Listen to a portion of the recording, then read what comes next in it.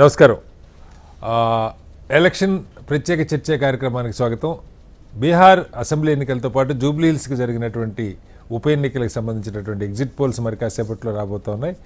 ఏం జరగబోతుందంటే జాతీయ రాజకీయాల్లో ఒక సంచలనం కాబోతుందని చెప్తున్న బీహార్ ఎన్నికల ఫలితాలతో పాటు తెలంగాణలో కొత్తగా ఎన్నికైన ప్రభుత్వం దాదాపు 2 ఏళ్ల పాలన పూర్తి చేసుకున్న నేపథ్యంలో వచ్చిన ఉప ఎన్నిక జూబ్లీహిల్స్ ఫలితాలు ఎలా ఉండబోతున్న అంశాల మీద ప్రత్యేకమైన చర్చను చెప్పండి. చర్చలో మనతో పాటు డాక్టర్ బాలరాజు యాదవ్ గారు బీఆర్ఎస్ పార్టీ నాయకులు ఇక్కడ మనతో స్టూడియోలో ఉన్నారు. అలాగే విఠల్ గారు భారతీయ జనతా పార్టీ సీనియర్ నాయకులు వారు కూడా మనతో జాయిన్ అవుతున్నారు. రెహమాన్ గారు ప్రముఖ రాజకీయ సామాజిక విశ్లేషకులు వారు కూడా ఉన్నారు. అలాగే గౌరీశంకర్ గారు సీనియర్ విశ్లేషకులు వారు కూడా మనతో జాయిన్ అవుతున్నారు. మరి కాసేపట్లో గౌరీ సతీష్ గారు కాంగ్రెస్ పార్టీ నాయకులు, అలాగే గఫూర్ గారు సిపిఎం పార్టీ నాయకులు, రామరాజు గారు ఎన్నికల విశ్లేషకులు వారు కూడా మనతో జాయిన్ అవుతారు.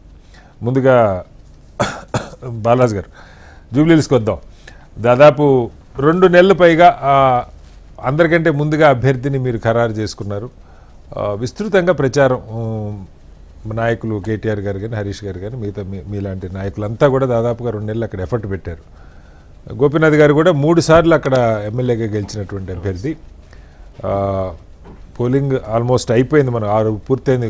క్యూ లైన్లో ఉన్నవాళ్ళు ఎవరైనా ఉంటే వాళ్ళ వరకు ఓటింగ్కి అనుమతిస్తారు. ఇంత చేసిన ఒకే ఒక్క ఉప ఎన్నిక నాకు పొద్దున్న నుంచి నాకు బాధ కలుగుతుంది. ఏంటంటే మామూలుగా ఎప్పుడు జూబ్లీహిల్స్ అంటే 40% ఉంటుంది. ఇది ప్రత్యేకమైన ఉప ఎన్నిక, హోరాహోరీ జరుగుతుంది. బీఆర్ఎస్ నాయకులేమో మొత్తం తెలంగాణ 4 కోట్ల మంది ఇటు చూస్తుందని మీరు చెప్తా ఉన్నారు.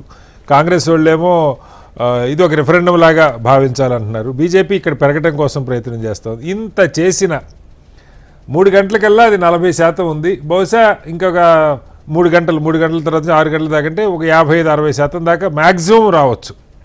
సో ఒక రక రికార్డే. గతంలో 40-45% ఉంది, ఇప్పుడు 60% దాకా వచ్చే పరిస్థితి ఉంది. ఏంటి, ఎలా ఉండొచ్చు గెలుపు అవకాశాలు మీ బీఆర్ఎస్ పార్టీకి సంబంధించి? ముందుగా కటారి గారు, మీకు అదేవిధంగా హెచ్ఎంటీవీ ప్రేక్షకులకి, ప్యానెల్లో పెద్దలు జర్నలిస్టు రెహమాన్ అన్నకి, అదేవిధంగా భారతీయ జనతా పార్టీ ప్రతినిధి రెహమాన్ మన విఠలన్న గారికి, అదేవిధంగా రాజకీయ విశ్లేషకులు సీనియర్ జర్నలిస్టు గౌరీశంకర్ గారికి, అదేవిధంగా కాంగ్రెస్ పార్టీ ప్రతినిధి గౌరీ సతీష్ గారికి నమస్కారం తెలుపుతూ, తెలంగాణ జాతి గీతాన్ని అందించినటువంటి అందశ్రీ గారికి కన్నీటి వీడుకోళ్ళు, మా అశ్రుని వాళ్ళు బీఆర్ఎస్ పార్టీ తరఫున. అయితే ప్రధానంగా కటారి గారు, ఏదైతే ఈ జూబ్లీహిల్స్ సంబంధించి చాలామంది జూబ్లీహిల్స్ అనగానే పెద్ద పెద్ద మేడలు, సినీ స్టార్ల యొక్క ఇండ్లు అన్నట్టు కనిపిస్తూ ఉంటుంది. వాస్తవాన్ని మేము అందులోకి దిగినాక తెలిసింది. అంతే కదా, షేక్పేట పోయినా, రేమత్ నగర్ పోయినా, బోరబండ పోయినా, యూసఫ్ గూడ పోయినా, ఎక్కడ పోయినా అనేక రకాల బస్తీలు, ఫిలిం నగర్ పోయినా, ఎక్కడ పోయినా సినీ కార్మికులతో, పేద బస్తీలతో ఉన్న ప్రాంతం అది. వాస్తవంగా చాలా మందికి మనము బయట ప్రాంతంలో జూబ్లీహిల్స్ అనగానే ఇక్కడ సినీ స్టార్స్ ఎక్కువ ఉంటారట, చిరంజీవి ఇక్కడే ఉంటారట, రాజమౌళి ఇక్కడే ఉంటారట, చాలా పెద్ద పెద్ద ఉన్నతవంతులు ఉంటారనే ఆలోచన ఉంటుంది. కానీ వాస్తవానికి ఆ పరిస్థితి లేదు. అక్కడ మేము తిరిగిన ప్రాంతంలో చాలా బస్తీలు ఉన్నవి, చాలా పేదవాళ్ళు నివసిస్తూ ఉన్నారు. ఆ క్రమంలో కూడా ఇవాడికి కూడా ఎందుకు జూబ్లీహిల్స్ ఎలక్షన్ సంబంధించి మరి ఎందుకు ఇన్ని సంవత్సరాలు, ఇప్పుడు 3 సార్లు ఎలక్షన్ చూసుకుంటే ఎప్పుడు 47-50 కంటే బిలోనే అయింది, ఎప్పుడు కాలే. ఈసారికి ఆ ప్రయత్నం చేయడం కోసం ఎలక్షన్ కమిషన్ ప్రయత్నం చేసింది. అదే క్రమంలో భారత రాష్ట్ర సమితి కావచ్చు, మిగతా రాజకీయ పక్షాలు కూడా కొంత ఎలక్షన్లో ఓటు పాల్గొనాలి, ఓటు అనేది ఆయుధము, ఒకేసారి వస్తుంది మీకు అని చెప్పేసి చెప్పడం కూడా జరిగింది. కొంచెం ఈసారి మెరుగుపడుతుందని అనుకుంటా ఉన్నా. కొంత 55 నుంచి 55 అనుకుంటున్నాను నేను. ఎందుకంటే బీహార్ లాంటి ప్రాంతంలో వాస్తవంగా ఎప్పుడు 65-64.66 దాటితే ఎక్కువ, మనసారి 65.04 వచ్చింది. ఇప్పుడు 67కు మీరు 3 గంటల వరకే 4 గంటల వరకు ఉందని మాట్లాడుతారు కాబట్టి 70 దాకా పోయే ఆస్కారం ఉంది. కాబట్టి జూబ్లీహిల్స్లో కూడా మేము అనుకుంటామంటే సుమారు 55 నుంచి 60 మధ్యలో ఉంటుందని అనుకుంటాం. ఆ క్రమంలో మీ బీఆర్ఎస్ పార్టీగా జూబ్లీహిల్స్ ఓటర్లకి మేము ప్రధానంగా మేము ఈ 45 రోజులలో మీ ప్రచారంలో మేము ఒకటే చెప్పినాం. మా పార్టీ వర్కింగ్ ప్రెసిడెంట్ కేటీఆర్ కావచ్చు, మా పార్టీ తెలంగాణ తొలి ముఖ్యమంత్రి కేసీఆర్ గారు కావచ్చు, మా హరీష్ రావు గారు కావచ్చు, మా నాయకత్వం అంతా కూడా ఒకటే చెప్పినాం. గతంలో కేసీఆర్ గారు గవర్నమెంట్ ఉన్నప్పుడు, ఈ రోజు 2 సంవత్సరాల కాలంలో కాంగ్రెస్ పార్టీ గవర్నమెంట్ ఉన్నప్పుడు ఉన్నటువంటి పథకాల అమలు తీరు కావచ్చు, వాళ్ళు ఇచ్చిన హామీలు అమలు తీరు కావచ్చు, ఇవన్నీ అంశాలని వేరే ఏజెన్సీకి చెప్పినాం. దొంగ ఓటర్లని ఎలా అంటారు కటారి గారు? మొదటి నుంచి పొద్దున్న నుంచి కూడా మేము ఉదయం అంటే 11 o'clock వరకు ఇటువంటి పరిస్థితి లేదు. 12 ఎప్పుడైతే వచ్చిందో మేము party election commission chief electoral commissioner సంబంధించి సురేష్ రెడ్డి గారు కంప్లైంట్ చేశాం.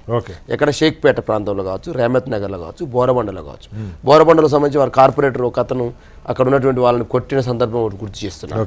షేక్పేటలో కొంత ఓటర్ల సంబంధించి బుర్కాలు ధరించి కొంతమంది ముస్లిం ఓట్లు కొంత దొంగ ఓట్లు వేస్తున్న ఒక ఆలోచన వచ్చింది. ప్లస్ ఇంతకుముందు యూసఫ్ గూడలో కొన్ని కాలనీలలో అయితే ఓటర్ కార్డులే కొన్ని ఒక 10-20 కార్డ్స్ తీసుకొని వచ్చి ఎల్బీ నగర్ ప్రాంతం నుంచి వచ్చేసి ఖైరతాబాద్ నుంచి వచ్చిన వాళ్ళు కొంతమంది ఓటేస్తున్నారు.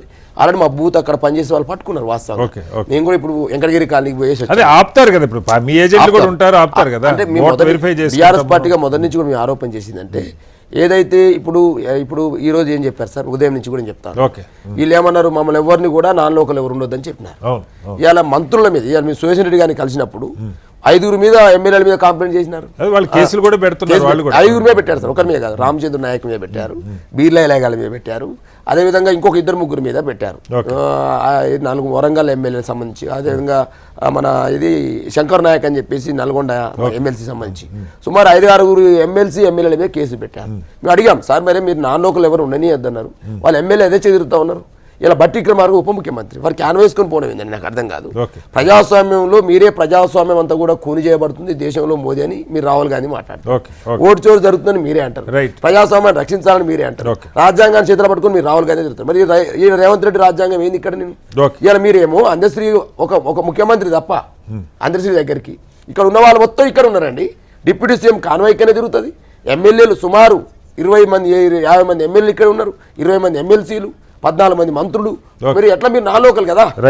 సురేష్ రెడ్డి గారు నేను చెప్పింది కదా, బీఆర్ఎస్ పార్టీకి మేము చెప్తే ఆరోపణ అవుతుంది. ఇప్పుడు మీరు కూడా వెళ్ళొచ్చారు అన్నారు. మీరు కూడా వెళ్ళొచ్చారు, మీరు కూడా నాయకులే కదా, ఓటర్ కాదు కదా. సురేష్ రెడ్డి గారు సార్, నేను ఇప్పుడు పోయి 6 గంటల 5:30 ఆ ప్రాంతంలో అలజడి జరుగుతున్నప్పుడు మేము వచ్చినాం చెప్తా. ఉదయం 11 గంటల 12 గంటలకు బూతులలో కూర్చొని మీరు వెరిఫై చేస్తున్నారు, విజువల్స్ వచ్చినవి. దీన్ని మేము ఖండించిన. నేనేమన్నానంటే కాదు, ఇప్పుడు మీరు తెలంగాణ భవన్లో బీఆర్ఎస్ నాయకులు కూర్చుంటారు, అట్లా యేసుగూడలో పార్టీ కార్యాలయంలో వాళ్ళు కూర్చున్నారంటే దాన్ని పార్టీ కార్యాలయం మీదకి అటాక్ పోయారు. అది వార్తలు వేరు. ఇప్పుడు మీ ప్రేమ్ గారు చెప్పింది వేరు, మేము ఆరోపిస్తుంది వేరు. ఏదో యూసఫ్ గూడలో మహమ్మదియా ఫంక్షన్ హాల్ ఒకటి ఉన్నది. ఆ ఫంక్షన్ హాల్లో నాన్ లోకల్స్ వచ్చి అక్కడ కూర్చొని ఉన్నారు. ఎందుకో సార్ అభ్యర్థి క్యాండిడేట్ గా పోయి అడగడం తప్ప? నేను ఉన్నాను సార్, నేను బూత్ ఏజెంట్ నేను ఉన్నాను, లేదా అక్కడ బూత్ సంబంధించిన ఇన్ఛార్జ్ ఉన్నాను, పోయి అడగచ్చు మన బాధ్యత.